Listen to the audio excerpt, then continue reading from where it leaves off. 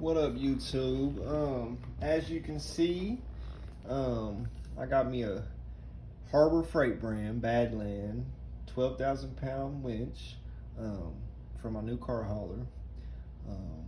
I know, Harbor Freight. Obviously, people are gonna think, oh man, that's crap. It ain't gonna last. Things like that. But man, I did enough, research as far as pricing goes. Right here in Tulsa, Ramsey Winch is around. If you want anything over 9K, as far as load rating, in a Ramsey or a Warren or even a company out of Texas called Pierce, I mean, you're paying $1,300 just for the winch.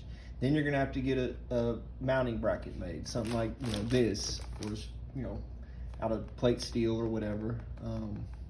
I mean, we're talking close to $1,500 just for a winch that, I'm gonna be honest, most of the vehicles I deal with, they run and drive. Especially if I'm using my car hauler, I'm going to pick something up, or something to flip, or a hot rod, or taking something to the races or whatever. 9 out of 10 is going to run and drive. I may use this winch 10 times a year. So for me, for 300, I think the winch was $329.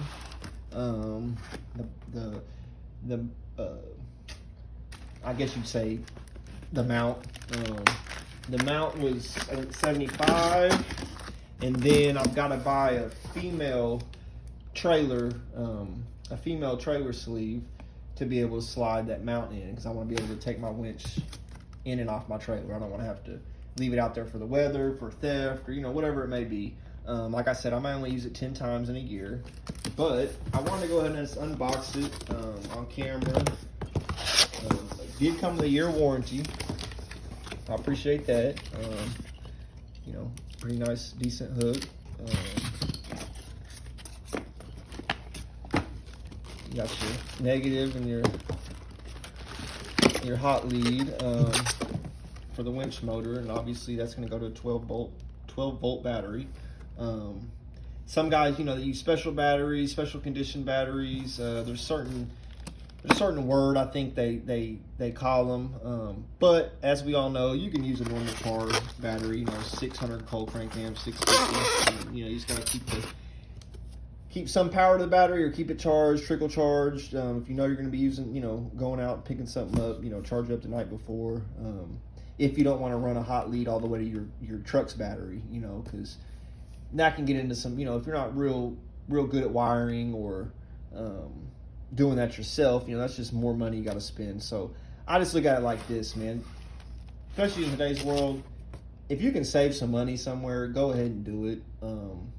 I thought about buying that Ramsey. I thought about buying a Pierce. I thought about buying a Warren, but I just didn't want to get $1,500-$1,600 in on a winch that I may only use 5 to 10 times a year. So I want to try to keep everything under $500. This is the most powerful one that Harbor Freight sells. It's rated for 12,000. Honestly, I'd say 7 to 8K. It'll probably stall out, but the most I'm going to be using it for is probably a 5,000 pound full size car tops.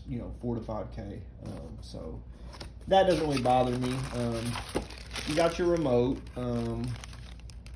It's out and in. Real simple. It's not cordless. It's got a pretty good length. I think it was 6 foot. So, like I said, I don't need to really get a cordless one. That'll be fine for me. I'm not really big on manuals. We probably all ain't, but I'm gonna save myself some headache and look over this manual tonight before I go, mounting and wiring it up on the trailer.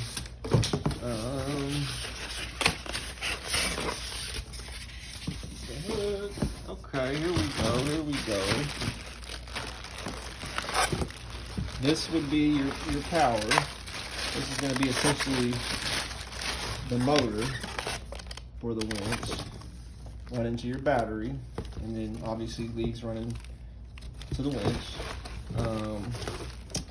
Okay, so it did come with a ferrule roller. I was wondering, because I almost, to be honest, I assumed it didn't, and I almost bought one. So hey, man, that's pretty nice too. I'm gonna be honest. I mean, you know, they're all probably pretty basic or the same, but I mean, as far as the feel and the strength of it, it don't feel cheap, feel flimsy. So hey, man, that's a win right there. Another reason I realized I made the right decision. You got your mounts, your bracket, you know, everything for the connections. Another negative. And then you're gonna have free spools. So this is real important too. I mean, of course, all the top brand winches have them, but I was happy that this had it, because if you did get in a situation where maybe something jammed, got caught, you know, you'd be able to disengage and freely be able to move it. Because I've dealt with some older winches before with guys that, you know, we've had one bind up and there was no way to essentially get it to free spin. So that's a win there. But yeah, super heavy. I've been working, doing stuff all day. I don't really want to lift it up and examine it all yet or nothing until, you know, it's time to install and mount. So there's that. Let me open up this winch mount real quick and then I'll let y'all go. But yeah, I mean, so far, hey, with the winch and the way it's, you know, everything I need right here, even with the ferrule, hey, I'm happy. Okay, so now here goes the winch mount.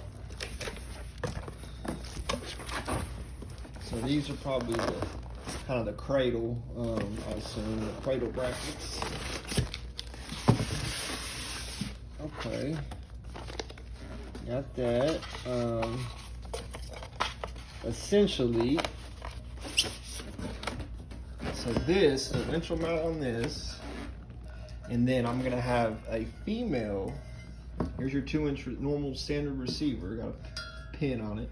I'm gonna have a female receiver welded to the top mount of my car hauler, and then essentially I'll just be able to slide this in, have the winch facing the trailer, obviously, and when I'm ready to use it, and then when I'm not, I can undo the pin, I can pull the winch, bring it in the house, I can pull the battery. So definitely, it's got a little weight on it too. And that alone is kind of what made me drive more towards going with them as the complete setup, because I'm not a welder. I know a few, but you know, buying a different brand of winch, I would have had to make me some kind of bracket system. You know, I would have had to buy the male and the female of the sleeves and do all that, you know, just to be able to get it to be able to quick release. So to me, this is a win-win. I'm gonna go ahead and put this together tonight, have it ready, and next video, you know, I should be able to show it mounted on the trailer, working. I've still got to get a battery.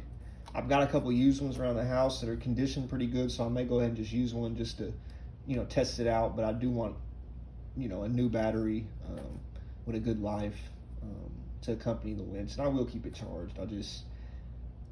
I don't really feel the need to, like I said, I don't really want to wire it up to my main truck battery.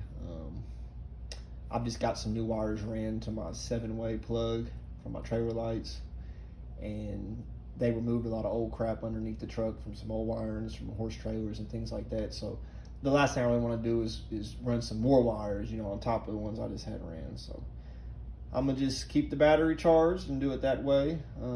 But yeah, so I appreciate everybody. Like, subscribe, you know, more content. I appreciate any feedback, you know, even friends, family, you know, it helps, because it's not like I'm just trying to be a YouTuber, but like everyone tells me, man, you do a lot of different things that I think people would have interest in, people could learn something from you. So yeah, like I said, I appreciate y'all. Have a good night. And I'm gonna give an honest review. Once I use the winch a few times, like I'm happy right now, but hey, I may pull the first car up on there and be not satisfied, and I'm gonna let, you know, I'm gonna give an honest review. Probably not after one pull, but you know, 2 or 3 times of using it, I think I'll be able to give one. So I'm out. Peace.